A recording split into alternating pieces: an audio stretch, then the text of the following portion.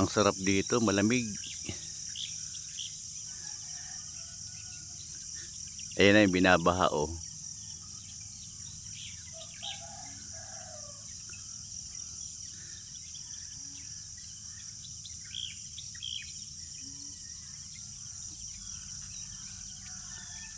Tahimik. Ang sarap dito, tahimik.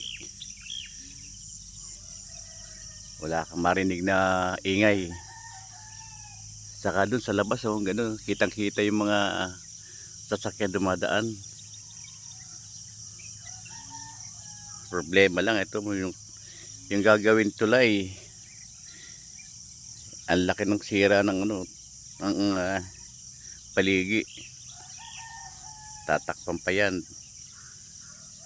Diyan natin ilalagay yung tulay.